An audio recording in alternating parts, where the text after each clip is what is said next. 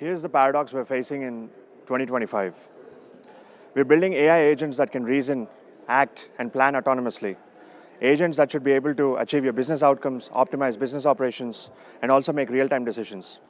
Yet most organizations are sitting on petabytes, sometimes exabytes of data that their agents simply can't use effectively. Your customer service logs in S3, product documentation, some sort of a distributed file system, years of transaction history in S3, data that has been perfectly stored, governed, and backed up.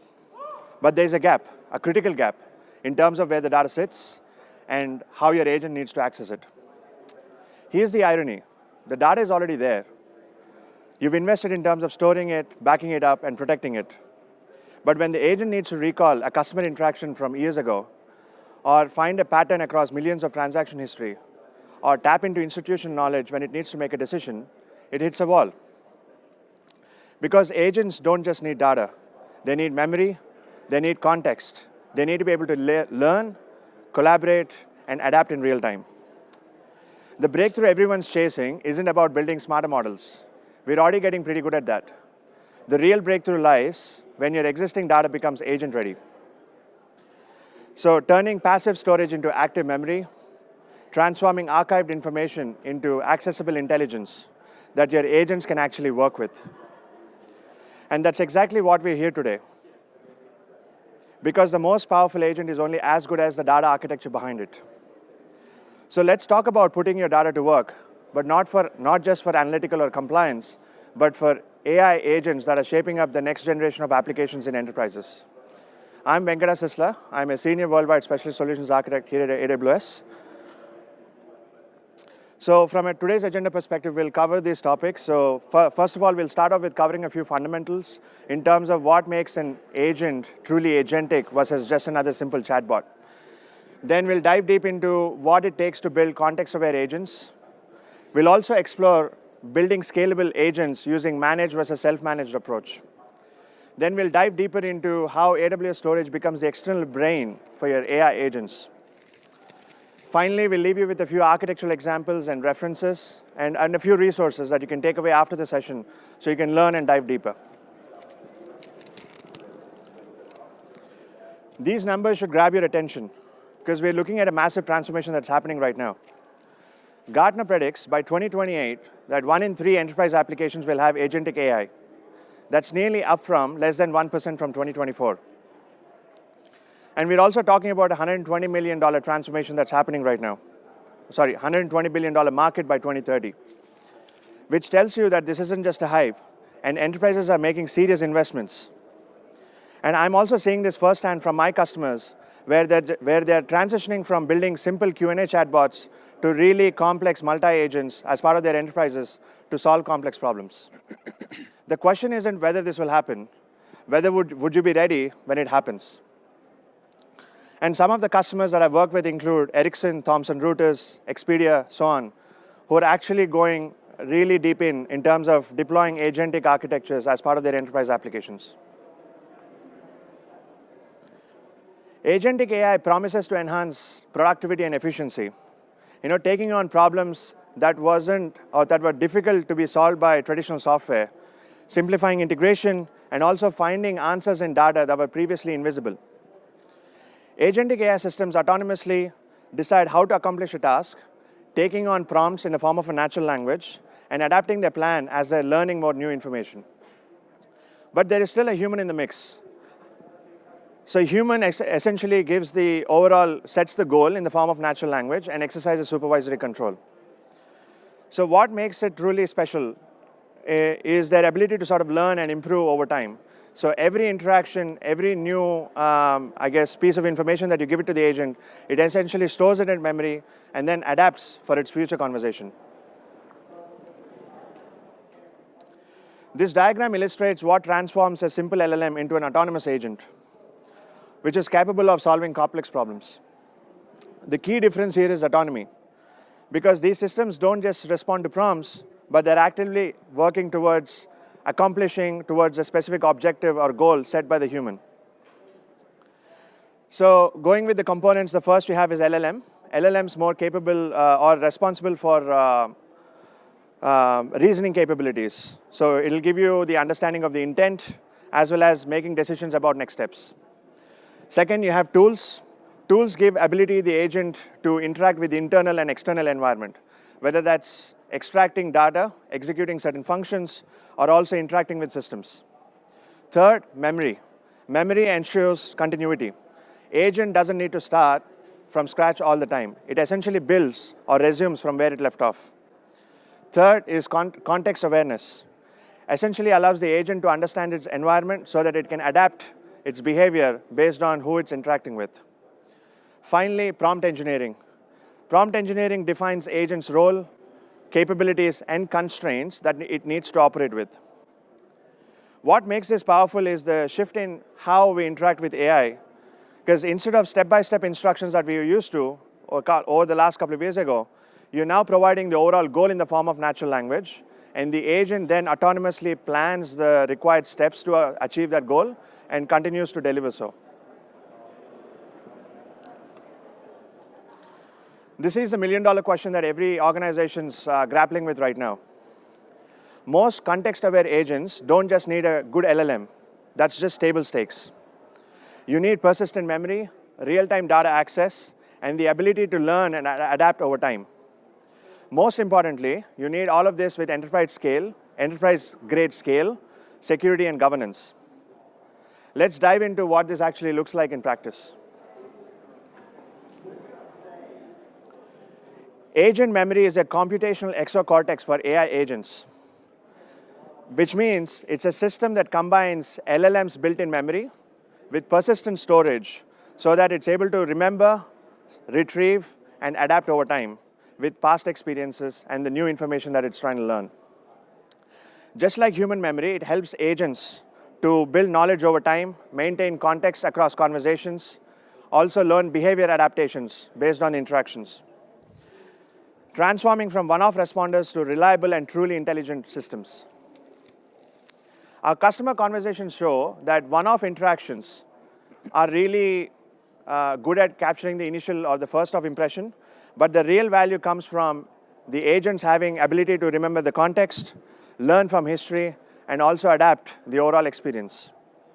So memory management isn't just a feature, it's the core infrastructure that turns reactive agents into truly intelligent systems that deliver sustained value for your enterprises. Let me show you a real-world example that perfectly illustrates why memory matters. So the difference in user experience is really dramatic, and that actually translates directly to the business value. Pay attention to how how this particular conversation flow changes completely when the agent's able to remember the past conversation and build upon. Without agent memory, there are several critical limitations that we will end up hitting. First, inability to maintain conversation continuity. It cannot really build upon or reference previous dialogue. No behavioral adaptation. So essentially, it cannot learn user feedback or adjust approaches based on your preferences. Third, lack of personal objectives. So without personal objectives, then it cannot really sustain the overall session or achieve the goal set by you. And lastly, missing personalization.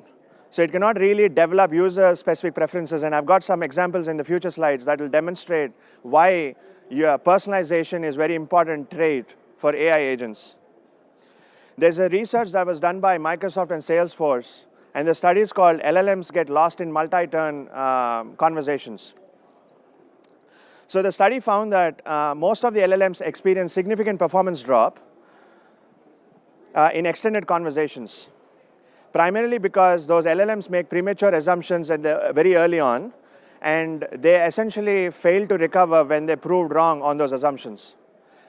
That exactly goes back to the conversation continuity limitation that we just discussed above.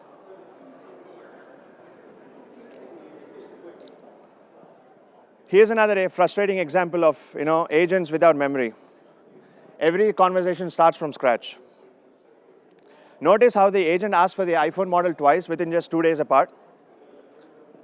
This creates a terrible user experience and feels the agent really robotic and unhelpful.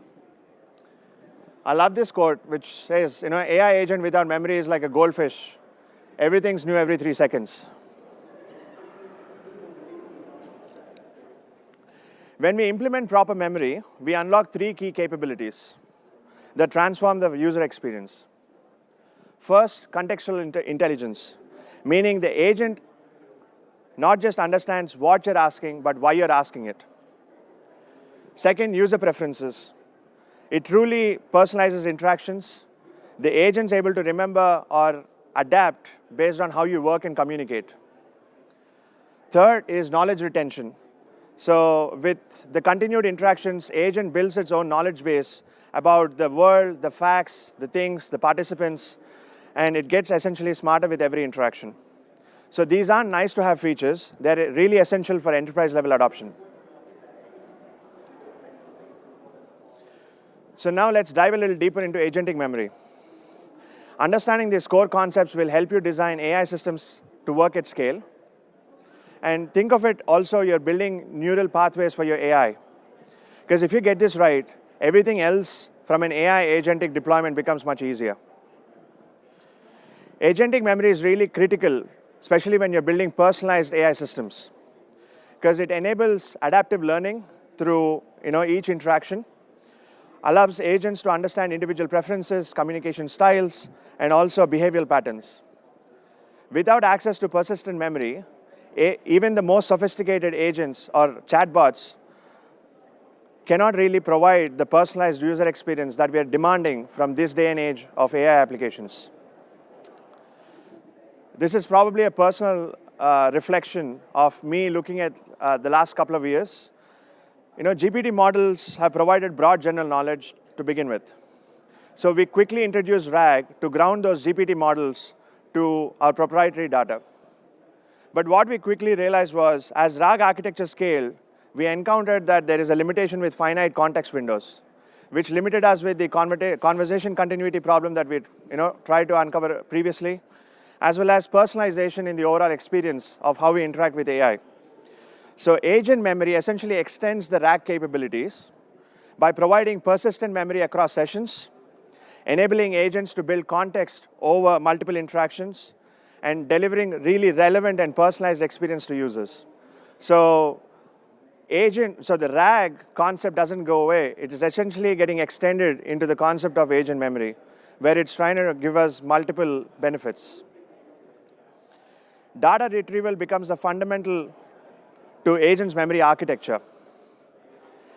Effective systems must intelligently surface the relevant context from vast stores of user stories and past interaction data. So this requires sophisticated algorithms to precisely identify which elements of past conversation would really supplement the current context of existing interaction, enabling truly adaptive learning that compounds over time. And advanced systems still require higher order form of information retrieval, organization, and retention that mirrors human cognitive process, which we now define as agents' memory.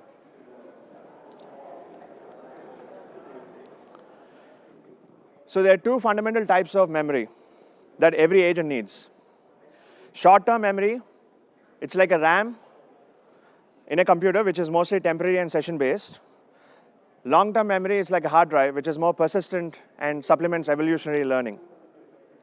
So this dual memory architecture enables both immediate responsiveness and also sustained improvement over time.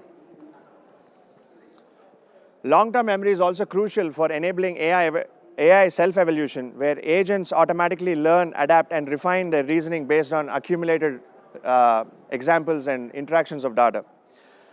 So by incorporating long-term memory, AI agents become like adaptive teammates, where they're really getting specialized in their skill and the knowledge over time as a subject matter experts, just like humans as we would evolve into. So let's dive a little deeper into the short-term memory concept.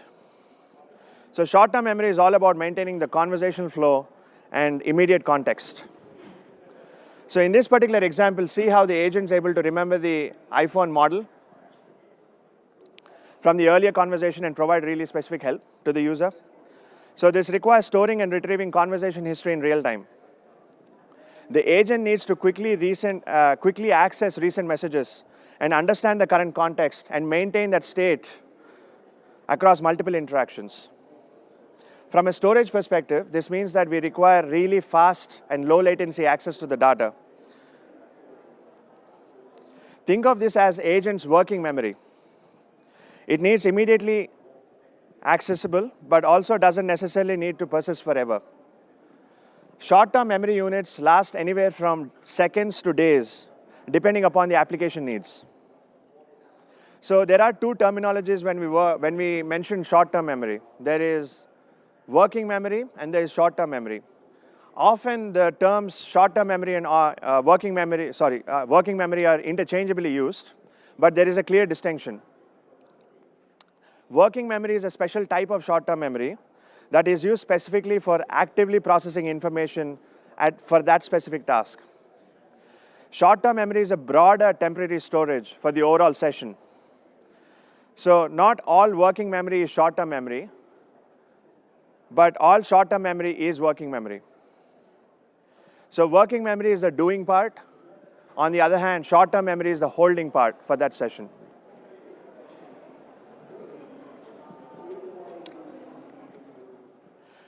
Episodic memory is the agent's record of specific events and interactions, just like humans' personal memory of our own life experiences.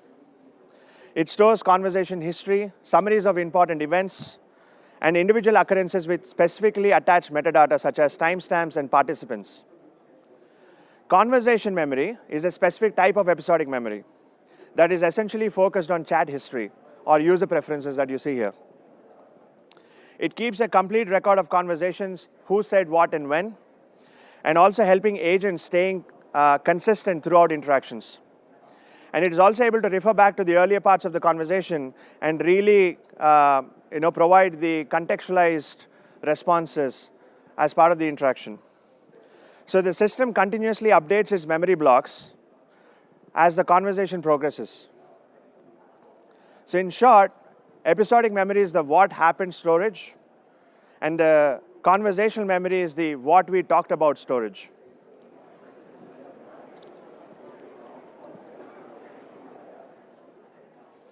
So long-term memory is where things get really interesting, and this is about learning and personalization over time.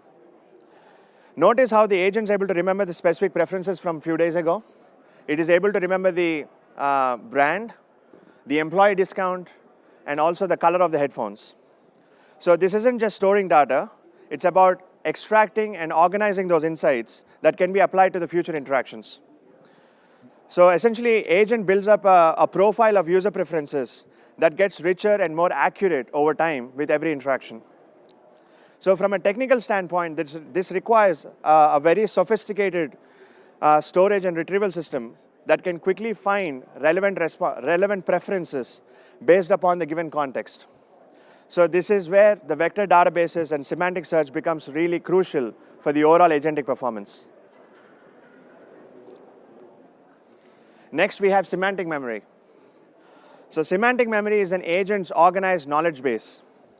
Everything the agent knows about the world, including the facts, the concepts, how things relate to each other. This includes knowledge bases. Essentially, that's a collection of factual information. Entity memory, which is specific details about people's, facts, and things.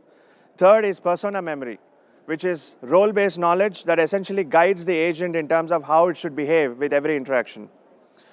So semantic memory is essentially agent-structured world knowledge that enables consistent reasoning.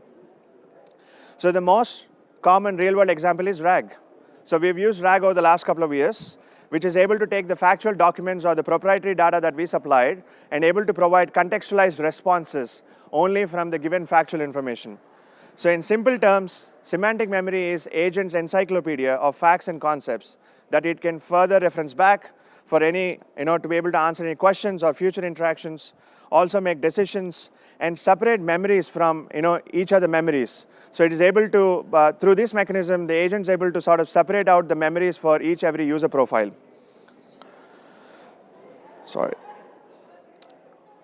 In this particular example, the agent has learned the specific business values or business rules. So it's learned the return policy, the employee discount, and also the overall product specification.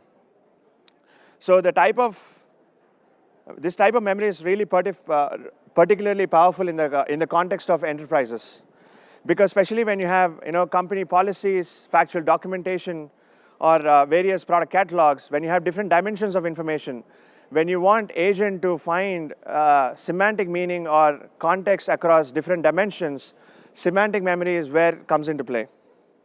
So rather than just storing the raw conversation data, the agent essentially builds up a knowledge base, as you're seeing on the right-hand side as an example, with full of facts and relationships.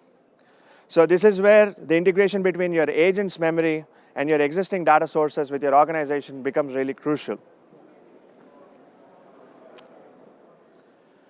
Third, summary memory, essentially shortly known as distilling for key insights. So summary memory is another type of episodic memory that distills key insights from longer interactions. So practically, we can store every single interaction in the storage. But when we are looking to scale the overall agentic performance, retrieving every single interaction from the storage and then extracting the insights out of it will be a very laborious task, or it would be very performance intensive. So which is why the agent essentially stores a summary of the very long conversation with really key messages or the storyline of what was the interaction about. So if you, in this particular example, you can see it's talking about the user bought the headphones, there's a price match, or found a cheaper price, and it was able to do the price match as a result of it. So it is also where you start to see the value of agents, having the ability to sort of learn and adapt, with the summarization over time. Okay, thanks. I'm John Mallory. I'm a go-to-market specialist here at AWS, and so I want to switch gears now, and Venkata just walked us through the importance of both short-term and persistent memory for building agents. What I'd like to do is double-click into some common approaches of how you do this, and then layer in how storage supports all of that. So let's get started with how you're going to build and deploy and host agents. A very common design pattern is a lot of AI builders want to start off using open source frameworks, like Strands Agent, LangChain, Llama Agent, AutoGen. There's a whole host of them out there. And they're really good because they can accelerate experimentation and building and learning. They have a lot of packaged tools built in, and they really can simplify, particularly using interfaces and protocols like MCP and agent-to-agent, stitching all the components together. But the challenge lies in how do you start to move this into production? Because then you have to start to worry about scaling infrastructure, managing security, managing the various types of memory that Venkata talked about, and gluing all these pieces together. As you want to scale to hundreds or thousands of users, have very complex orchestrated agentic workflows, make sure you've got the right guardrails and safety and security around it, it can quickly get very complicated. So this is evidenced by a Gartner study that over 40% of agentic AI projects will be canceled in 2027, due to unclear business value, increasing cost, and questionable security and governance policies that aren't going to meet enterprise requirements. But that being said, we do see a lot of sophisticated customers using self-managed frameworks.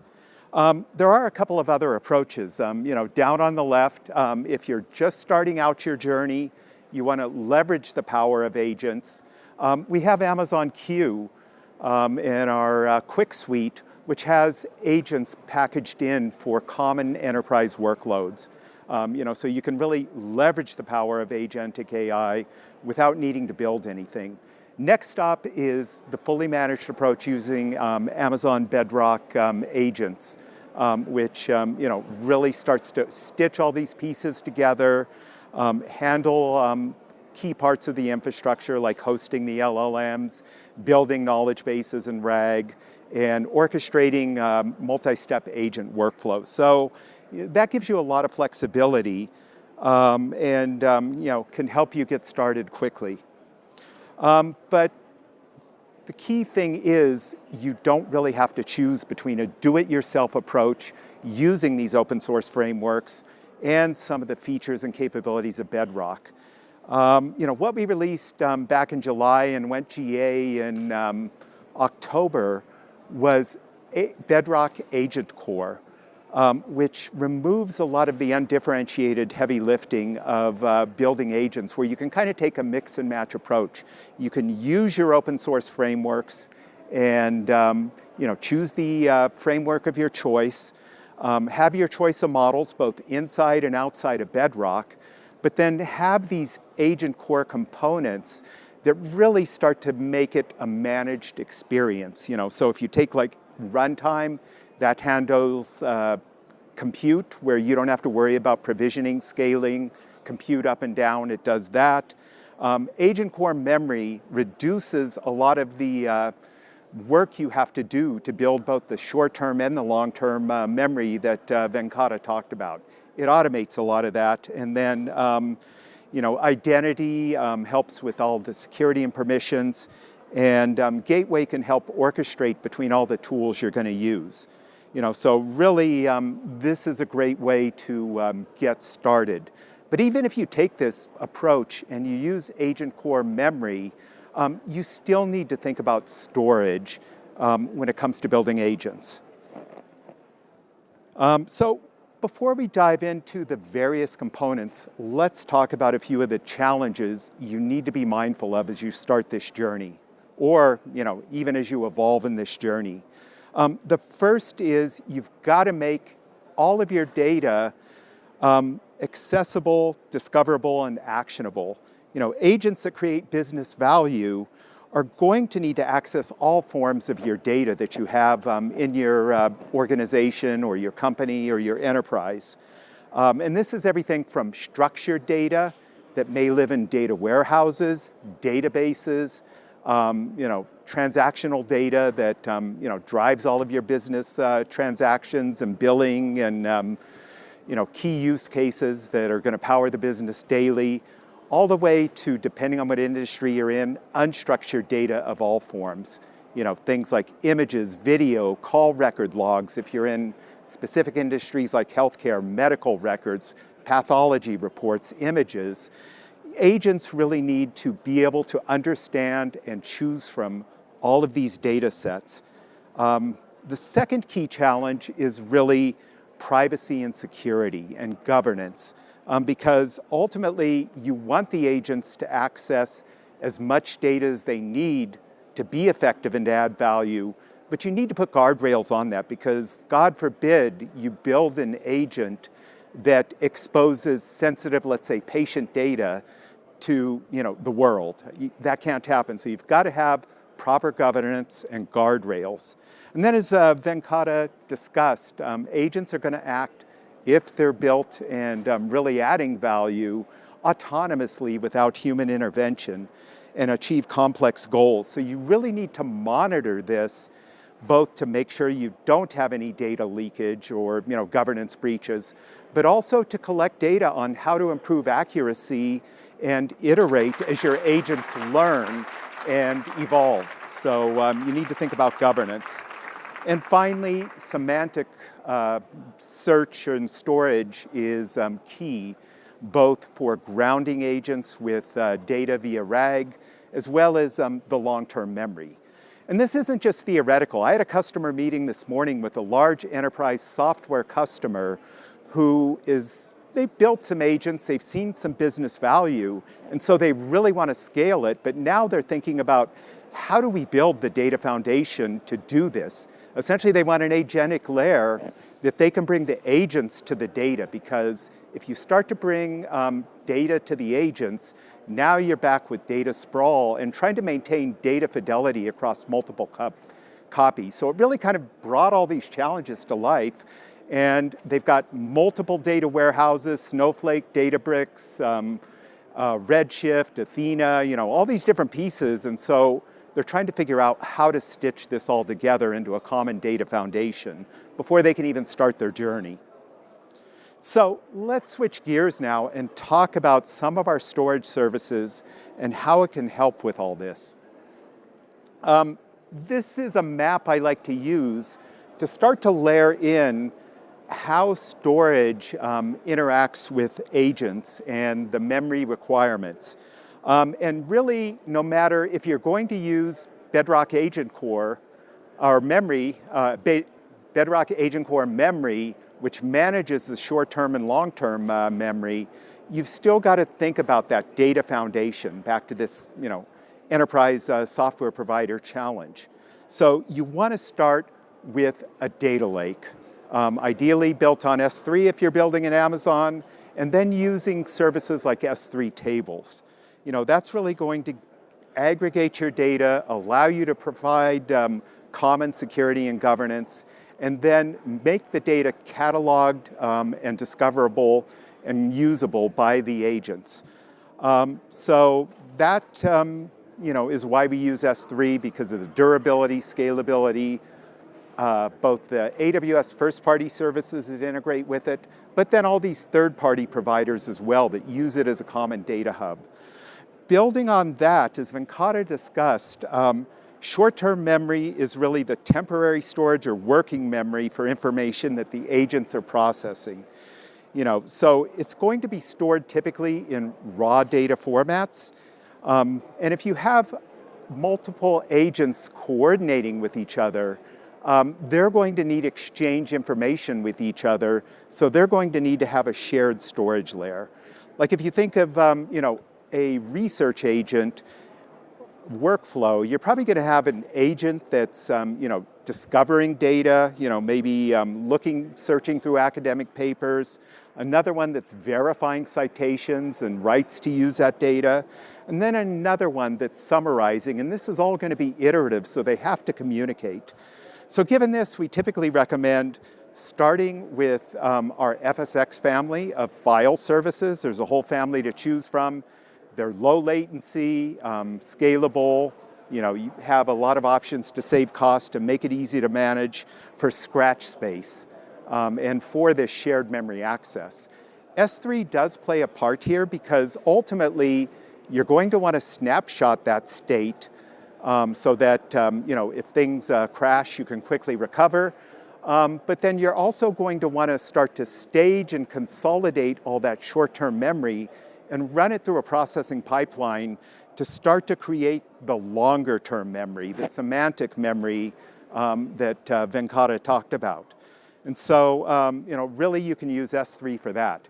A couple of other components of short-term memory are a lot of these agents can be highly transactional. So people may want to use a high-performance key value store to capture state, like DynamoDB.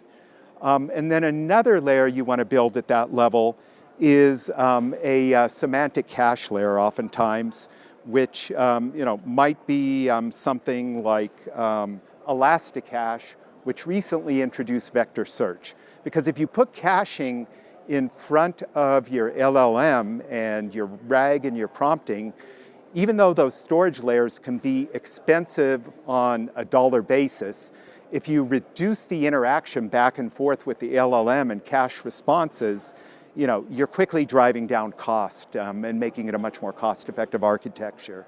And then finally, as Venkata also indicated, you need to think about semantic memory and RAG to ground the LLMs and get the most accurate results. And so, we recommend S3 Vectors, which just went GA today in Garmin's keynote, is a very cost-effective, highly durable, very scalable approach for that.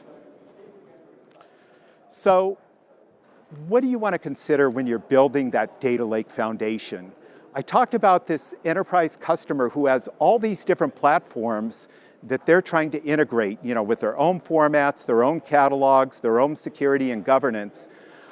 The industry has built an open source solution to start to address these challenges called Iceberg. So if you're building a new data lake, or even if you have an existing one, you probably want to think about how to adopt Iceberg as your data lake foundation. Because a couple key advantages of it are, It brings a lot of the data warehouse capabilities like ACID transactions, rollback, and a number of other transactional integrity fields into an object-based data lake.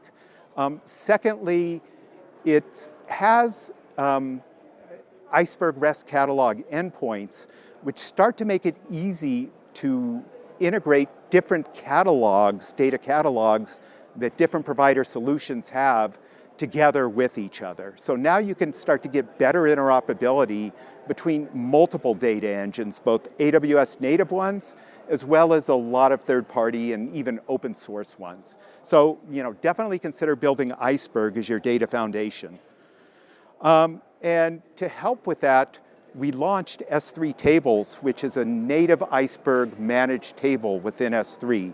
We launched that back a year ago here at reInvent, and have continued to iterate on it to the point where today we just announced intelligent tiering for it, so really help you optimize cost for Iceberg, and native Iceberg replication across regions, so you can really, if you're an enterprise, start to build highly resilient, highly available Iceberg. I want to divert a minute and talk about model context protocol, because that's really the key to stitching all these components together. It's an open source standard that allows AI agents via MCP clients to communicate with external tools, data, and services in a structured way. So it allows agentic AI vendors and builders to start to have access to potentially thousands of tools that your agents can call upon without having to learn all those individual interfaces. You just need to know how to speak MCP, pick the right MCP servers from a catalog of tools, and now you can start to build, and if you have data over all these different devices, you can start to quickly stitch it all together. Your agents can start to understand how to access without knowing how to speak individually to each one of these devices. So it's like a USB port for agents is the way I like to think of it.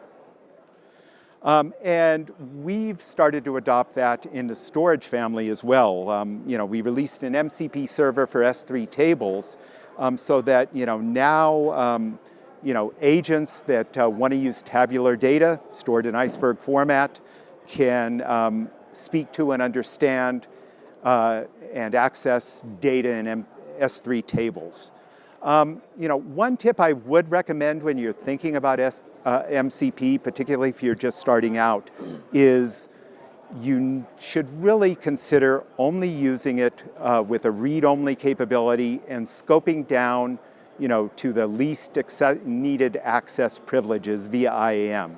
And these MCP servers, like the one for S3 Tables, support all that through IAM, but really be deliberate about not doing an allow write type capability unless you're absolutely sure you have a specific use case that needs that. Another key is data discovery. I mean, you're going to build this data lake, you're going to have all your data aggregated. How are agents going to discover this? Structured data catalogs have been the foundation of analytics and data lakes for decades, but a lot of the data that AI agents are going to use is unstructured data of a lot of different types. And traditional analytic catalogs don't really deal with that well. So you really need to think about a metadata strategy, and then having that metadata really be discoverable and consumable by agents so that they can kind of self-discover and self-describe and understand the data that they're drawing upon. So metadata is really what makes it actionable. And to help with that, we released S3 Metadata, which is a built-in metadata service in S3 that will take system-collected metadata, allow you to augment it with user-generated metadata, and then query it through an Iceberg table. So you can actually use the MCP server for S3 Tables to also let agents start to discover metadata in the data itself.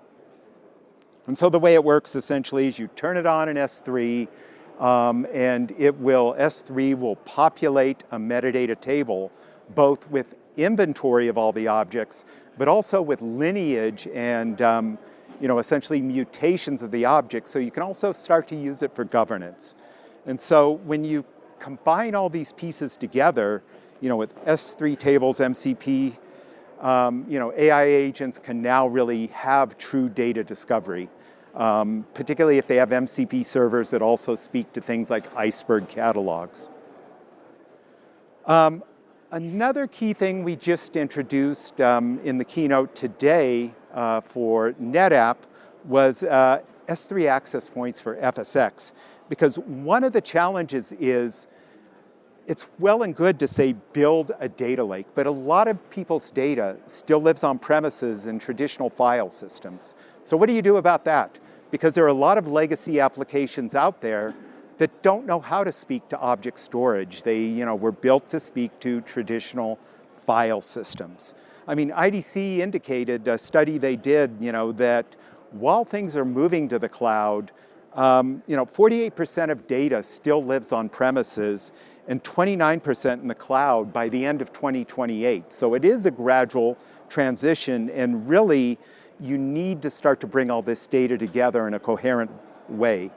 Because while you could bring the agents to data, now back to this customer I talked about, you start to run into data fidelity issues. And so this is where FSx access points for S3 really help, is because you can take data that lives in traditional file systems, and if it's in NetApp file systems, which has been a standard on-prem for decades, you can start to use their replication capabilities, snap a copy, maintain a coherent copy with the cloud, even if you're running on premises, expose that into S3 as if the data is living there natively, and now when you're building that data foundation, you've integrated your file data without having to maintain a separate copy. And this is really important because the same Gartner IDC study indicated that today an enterprise has 6.4 data silos per org and has to manage 13 copies of data. So anything you can do to simplify that is really going to help with making your agents have access to data in a more simplified way. And then finally, vectors. Vectors really are the language of AI because you can take increasingly sophisticated embedding models, create vectors of any data type, and then find things that are semantically similar, both in context, meaning, and if it's agents, things that even look the same. So they really power a lot of this, everything from RAG to intelligent search to long-term memory. And so we launched S3 Vectors this summer. It went GA today. And it really is designed to have good enough performance for a lot of agentic workflows and RAG workflows, lower cost of similarity search and semantic search by up to 90% when you look at TCO, and scale to billions of vectors. In fact, with the limits we introduced today, 2 billion vectors per index, 10,000 indexes per bucket, you can scale to 20 trillion vectors in a single S3 vector bucket. So you're not going to run into scalability challenges.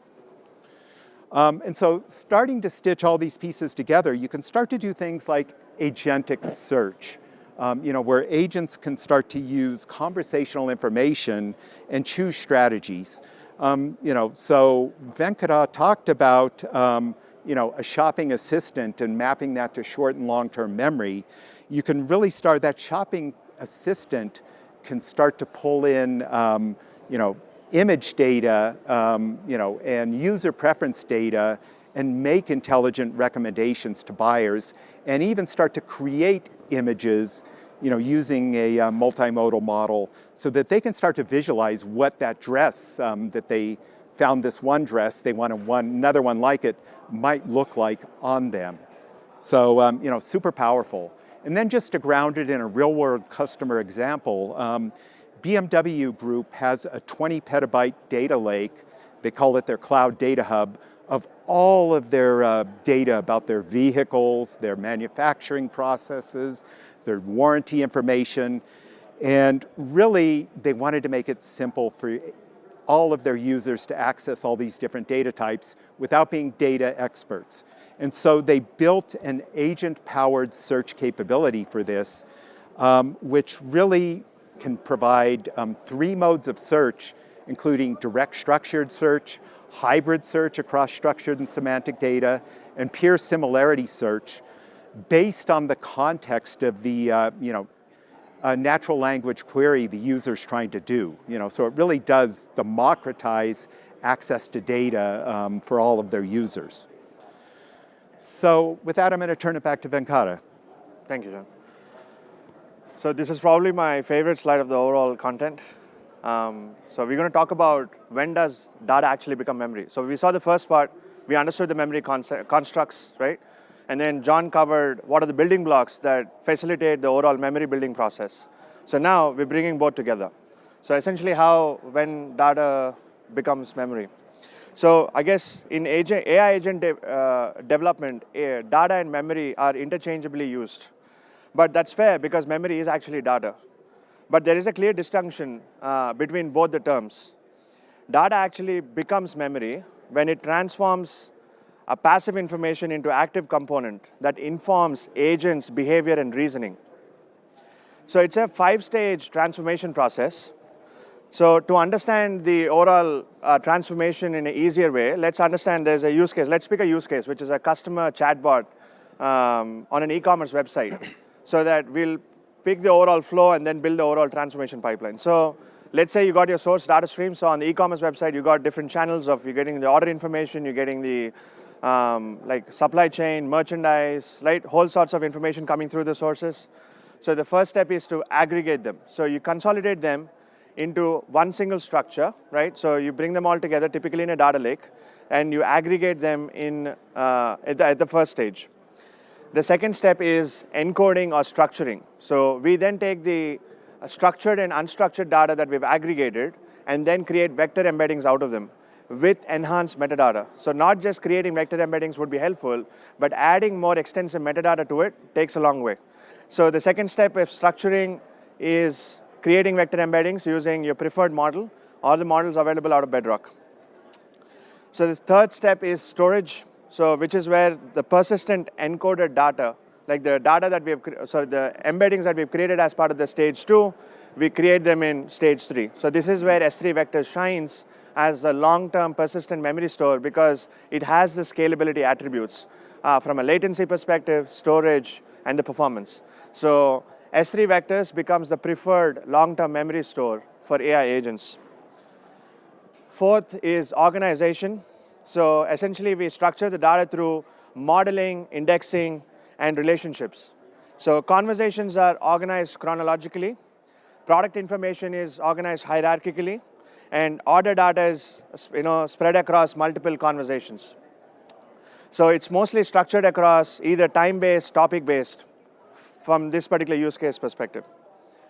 The last stage is activation or retrieval. So this is a crucial stage where information becomes actionable memory through text search for exact matches, vector search for semantic similarity, and also graph traversal for complex relationships. And then we have the LLM. So we then utilize the LLM's built-in capabilities and go through an iterative process. So as LLMs, as we're interacting with the chatbot more iteratively, it's able to take the learnings from the interaction, put it in the storage, again goes through a reorganization, it then gets activated, and then sends back to the LLM. So this is the iterative process which essentially gives the ability for AI agents to become truly intelligent and adaptive systems. So a memory unit is a structured container that holds information plus metadata and also relationships about the information it's learned. So that essentially makes it useful for agent reasoning. So unlike traditional data storage, which essentially treats all information as equal, there is a little bit of distinction that we're trying to form here. So essentially, memory units carry several entities. So the first one being the temporal context, which is when the information was learned. The second one is the strength indicator, which means how relevant the information is and how reliable it is. The third is the associative links, how it connects to other memories that it has stored. Fourth, the semantic context, which is the overall meaning captured with the interaction. The last, retrieval metadata, how and when it should be accessed. So data essentially becomes memory at the point of storage, which is step number 3. So when it's collected and stored with the intent of enabling adaptation and coherent interaction over time. So this transformation is what enables, the stateless applications into truly intelligent agents.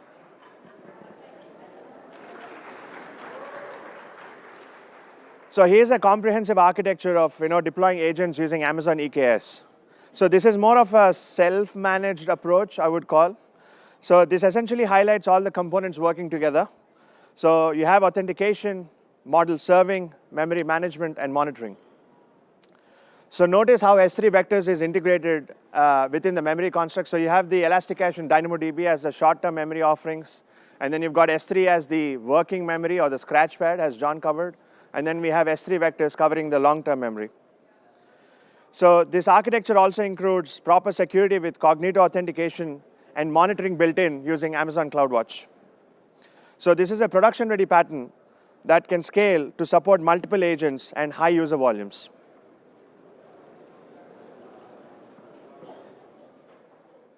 So now let's look at a weather agent and how it handles a simple query workflow. So the agent maintains the session state or its session state in S3, as you can see. It accesses its long-term memory through S3 vectors and also stores its user content in Amazon S3 Data Lakehouse. So the MCP server essentially enables the standardized integration with external APIs. So John covered the MCP, the concept of MCP, and the MCP offering for S3 tables. So we're essentially leveraging an MCP server in this particular example here. So even this simple example demonstrates the power of having a persistent memory and context. So notice how the agent just doesn't answer the weather question. It actually remembers the user location preferences and also able to provide personalized recommendations as a result.